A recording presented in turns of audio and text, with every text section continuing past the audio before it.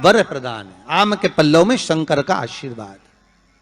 11 आम के जो पत्ते जिस डाली में लगे होते हैं वो डाली कोमल सी डाली, 11 टुकड़े महाराज एक कच्चे सूत से लपेटकर 11 बार उसका भाग, जब उसको लपेट लोगे इस तरह से इकट्ठा करके, आगे का जो भाग है 11 बार कच्चा सूत लपेटने के बाद जो भाग पीछे का आगे का कोई भी हो उसको शहद में डुबाकर शिव जी को समर्पित कर दो। किस जगह पर रखना है? अशोक सुंदरी वाली जगह। अशोक सुंदरी की जगह जानते हो आप लोग, पहले भी आपको बताया है, आज फिर आपको वर्णन कर दें। जैसे ये गोल जलाधारी है, ये शिवलिंग रखा है, ये 2 जहां से पानी बह रहा है बाबा के चरणारविंद, राइट में श्री गणेश जी का स्थान, लेफ्ट में कार्तिकेय का स्थान, बीच में अशोक सुंदरी की जगह। शंकर भगवान की 6 लड़कियां हैं। भगवान शंकर के 13 बच्चे, 13 बच्चों में से 6 लड़कियां, उस 6 लड़कियों में से एक लड़की का स्थान, भगवान शंकर की एक बेटी का स्थान, अशोक सुंदरी का स्थान सामने पद्म पुराण में स्पष्ट किया। यह स्थान अशोक सुंदरी का। शंकर भगवान की जलाधारी में पार्वती जी का हस्तकमल, ऊपर से जो एक एक बूंद पानी गिरता है, यह शंकर भगवान की 5 लड़कियों का स्थान है। जया, विषहरा, शामरी बारी, दौतली और देव। शंकर भगवान की 5 लड़कियां भगवान शंकर के मस्तक पे जल की धार गिरा रही हैं। बीच में जो अशोक सुंदरी का स्थान है महाराज, उस जगह पर शहद का मुख, जो शहद आपने भिंगोया है, उस शहद का मुख शंकर जी की ओर कर कर इसी चैत्र के महीने में, इन्हीं नवरात्रि में शंकर भगवान के उस अशोक सुंदरी की जगह पर शहद का भाग शिव जी की ओर रख दें।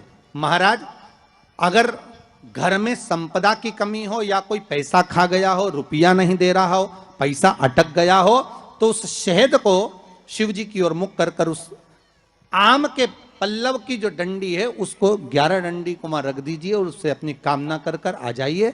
हो सके उस शहद में से थोड़ा सा शहद किसी रुमाल पर, किसी कपड़े में लगाकर उसको रख लीजिए। जिस व्यक्ति से पैसे लेना है, जिस व्यक्ति से पैसे मांग रहे हो, उससे एक बार जाकर मिल लीजिए, एक बार उसको खबर कर दीजिए। बाबा चाहेगा भोलेनाथ तो नवरात्रि में ही पैसा वापिस आ जाएगा, अगर शिव कृपा कर दे। ये बाबा की करुणा। आम का पल्लव कोई साधारण नहीं जिसको कलश के ऊपर रखा जाता है, शिव की कृपा। जिस आम के पेड़ पर स्वयं कामदेव चढ़कर भगवान शंकर के तीसरे नेत्र द्वारा जलकर भस्म हो जाते हैं, वो आम का पेड़ साधारण नहीं हो सकता।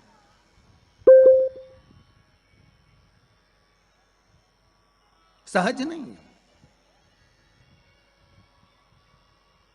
और वैसे भी शिव शिव है। घर में ज्यादा रोग हो, बीमारी हो, ज्यादा तकलीफें आ रही हो, कष्ट बढ़ रहा हो, बीमारियां बढ़ रही हो, या भय लग रहा हो, डर लग रहा हो, हृदय चित्त में कहीं ना कहीं आपको भय का भान हो रहा हो, तो 1 लोटा पानी, एक कलश में जल भर कर रख लीजिए और रात भर उसको रखे रहने दो। नवरात्रि चल रहा है, उस कलश को रात भर रखकर सुबह सुबह उस कलश में एक बेलपत्र डालकर उस जल को नीम के पेड़ के नीचे, जहां चैत्री नवरात्रि में नीम के पेड़ के नीचे सारी विद्याएं, आद्य शक्तियां, सारी देवी उस नीम के पेड़ के नीचे विराजमान रहती हैं। उस कलश में एक बेलपत्र डालकर रात भर रखकर उस जल को पूरे घर में घुमाकर उस नीम के पेड़ के नीचे समर्पित कर दीजिए महाराज। घर में भय लगना बंद हो जाएगा, कोई बड़ी बीमारी आपको घेरेगी नहीं और उस बीमारी से, उस रोग से आप मुक्त रहेंगे। उस बीमारी से, उस रोग से आप मुक्त पाएंगे। वो बीमारी आपको घेर नहीं। विश्वनाथ को कुछ नहीं चाहिए, मेरे शंकर को चाहिए क्या? अगर आपके जीवन में ऐसा लगे कि बहुत बड़ी बीमारी आ गई और आपके घर का व्यक्ति वेंटिलेटर पर पड़ा हुआ है, तो शमी के वृक्ष के फूल ले आओ 7, और शमी के वृक्ष के 7 फूल लाकर एक एक फूल शंकर भगवान को श्री शिवाय नमस्तुभ्यम कहकर उस व्यक्ति के लिए जो पड़ा हुआ है, अंतिम सांसें गिन रहा है, जिसको अटैक आ गया, अंतिम सांसों में जो गिन रहा है, उसके नाम से भगवान शंकर पर चढ़ाना प्रारंभ कर दो। मात्र 7 पुष्प, उस शमी के वृक्ष के 7 पुष्प आप शिव को समर्पित करिए, उसका नाम और गोत्र बोलकर, और भगवान शंकर का मूल मंत्र श्री शिवाय, जम के बोलिए श्री शिवाय नमस्तुभ्यम बोलकर एक एक शमी का फूल शंकर पर चढ़ाना प्रारंभ कर दो। फिर आगे वो विश्वनाथ की मर्जी है, वो प्राण कैसे लेकर वापिस आता है, उस काल से छुड़ाकर महाकाल कैसे लाता है, ये वो जाने। आपका फर्ज केवल आप अदा करिए। जब अंत में डॉक्टर भी हार जाते हैं, जब अंत में डॉक्टर भी कह देते हैं कि अब हमारे बस का नहीं है, अब तो उस परमात्मा के हाथ में, मतलब डॉक्टर को भी मालूम है कि एक और डॉक्टर बैठा हुआ है, एक डॉक्टर और है, वो बस वो थोड़ा सा दूर तो रहता है पर करीब भी बहुत है। कई लोग कहते हैं गुरुजी वो कैलाश पर रहता है बहुत, तो उनको बुलाएंगे तो आएंगे। हमने कहा कैलाश पर तो रहता ही नहीं है, जहाँ भक्त है वहाँ भगवान, वो दूर तो रहता ही नहीं। आप तो बस केवल उसको बुलाने का प्रयास करिए, आप दिल से बस उसको हाजिर, वो दिल से बुलाओ तो उसको। इसलिए देवी भागवत में लिखा है कि नवरात्रि में एक दिन, जैसे प्रतिपदा है, पहला दिन है तो एक कन्या का पूजन करो, द्वितीया है तो 2 कन्या का पूजन करो, तृतीया है तो 3 कन्या का पूजन करो, चतुर्थी है तो 4 कन्या का पूजन करो, पंचमी है 5 कन्या का पूजन करो, छठे 6 कन्या का पूजन करो, सप्तमी है 7 कन्या का पूजन करो, अष्टमी है 8 कन्या का पूजन करो, नवमी है, जम के बोलो, 9 कन्याओं का पूजन करो।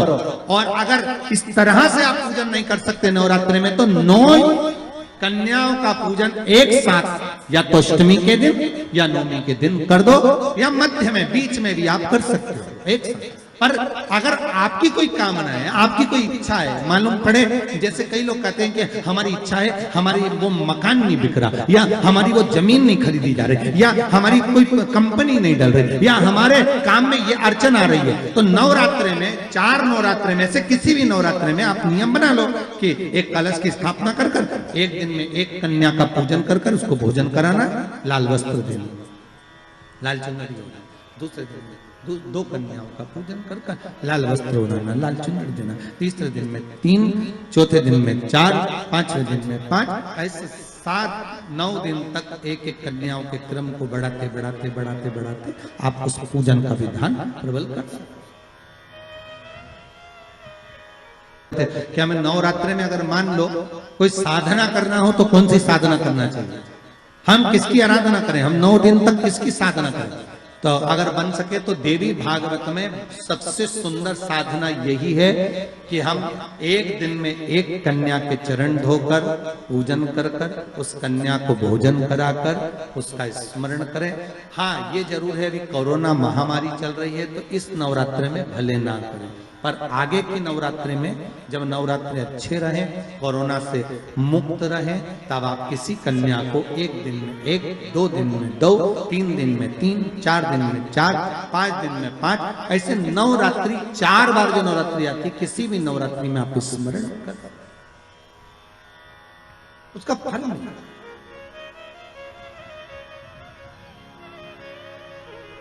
उसका फल होगा।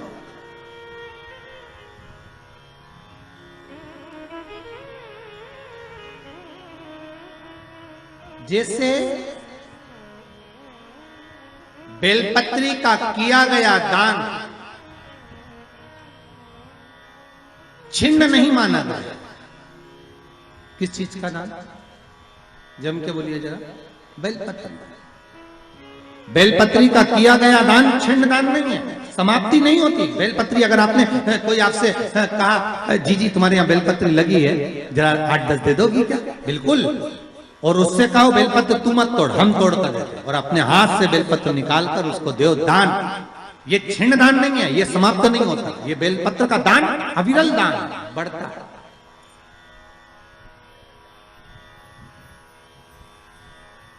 सुख का भान करता है। ये छिन्न होने वाला नहीं। अभी प्रिय है पुष्प में आंख का पुष्प। जो आंकड़े का पुष्प होता है शंकर को बड़ा प्रिय है।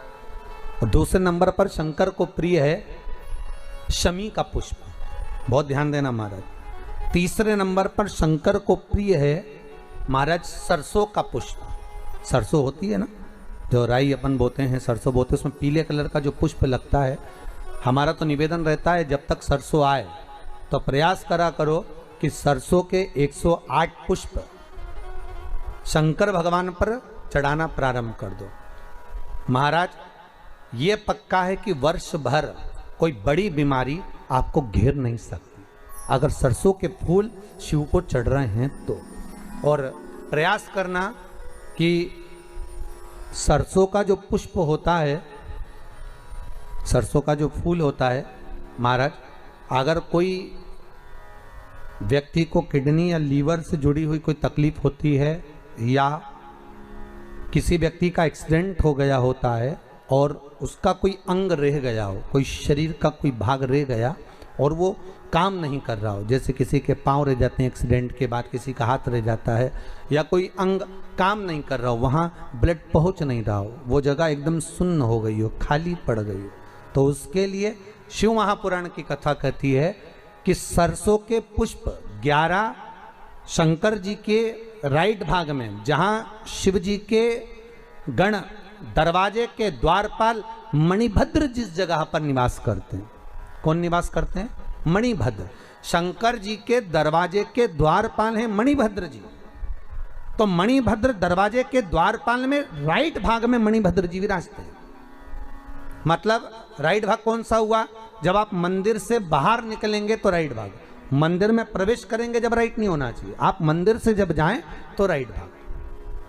मतलब आप मंदिर से राइट से जाएंगे तो शंकर जी का भी राइट हो जाएगा, क्योंकि शिव जी ऐसे बैठे हैं तो शंकर जी का भी राइट हो गया, देवता उनका भी राइट हो गया, तो राइट भाग सीधा हाथ मणिभद्र जी का स्थान। 11 सरसों के पुष्प मणिभद्र के उस द्वार पर आप रख दीजिए और मणिभद्र के द्वार पर रखकर अंदर जाकर 108 वापिस जब आप बाहर निकल रहे हैं, ये पुष्प आप रखने के बाद एक बार बाहर जाएंगे फिर वापिस आएंगे मणिभद्र के रखने के बाद, और अंदर जाकर 108 सरसों के पुष्प शंकर को समर्पित करेंगे महाराज। उस सरसों के पुष्प जो शिव जी को आप समर्पित कर रहे हैं उसको वापिस लेकर आएंगे, श्री शिवाय नमस्तुभ्यम बोलकर उस सरसों के पुष्प को महाराज सरसों के तेल की बोतल में उसको डाल लीजिए। शंकर भगवान को किसी भी प्रदोष में, शाम के समय प्रदोष काल में उस तेल को वापस ले जाकर चढ़ा दीजिए शिव जी को, उसको वापस लेकर आ जाइए। उस तेल का प्रयोग आप नाभि में डालिए और जो शरीर काम नहीं कर रहा उस स्थान पर कम से कम 15 दिन 20 दिन तक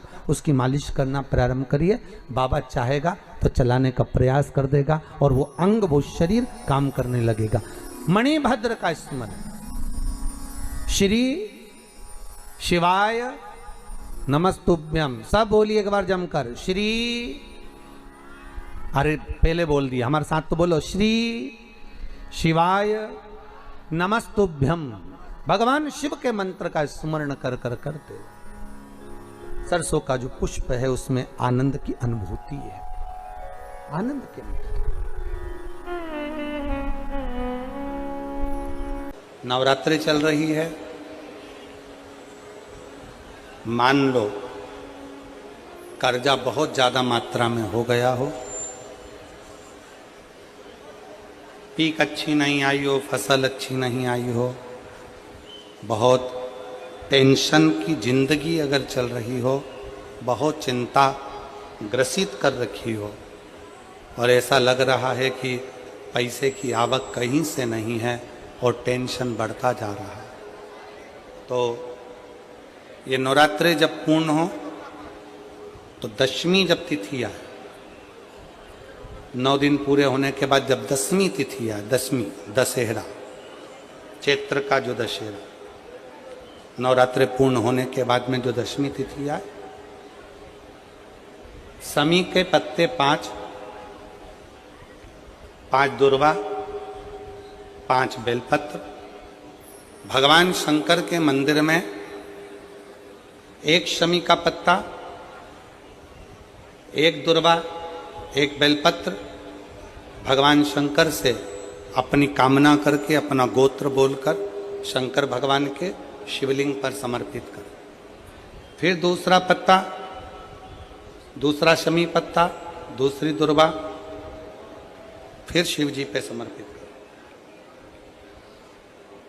5 पत्ते शमी के, 5 दुर्वा, 5 बेलपत्र, जो विजयदशमी चैत्र महीने की रहेगी, चैत्र महीने की जो 10वीं तिथि रहे नवरात्रि के बाद की, समर्पित कर कर 1 लोटा जल 3 बार शंकर जी को उसी जल से 3 बार समर्पित करें। अपनी कामना कर कर चढ़े हुए जल का भाग थोड़ा सा लेकर आए, घर के दरवाजे पर व्यापार के स्थान पर उसका सिंचन करें और हृदय से बाबा से प्रार्थना करें, बाबा तेरे भरोसे हूँ, बहुत चिंता है, बहुत टेंशन है, कर्जा बहुत है, दुख बहुत है, व्यापार चल नहीं रहा, तुझे समान। हमारा विश्वास कहता है 3 महीने के अंदर जहां भी कथा होगी वहां आपका खुद का पत्र आकर आप लिखकर भेजोगे कि मेरे बाबा ने मेरा हाथ पकड़ा, मेरे शिव ने साथ दिया।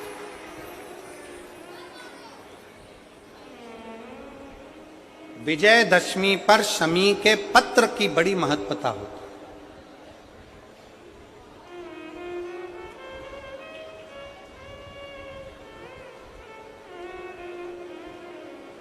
और नवरात्रे के बाद में जो विजयदशमी आती है उस दशमी की बड़ी महत्वता होती है। धन की कामना के लिए, कार्य सिद्धता के लिए, भगवान शिव की अविरल भक्ति को प्राप्त करने के लिए शमी पत्र मूल होता है, मूल।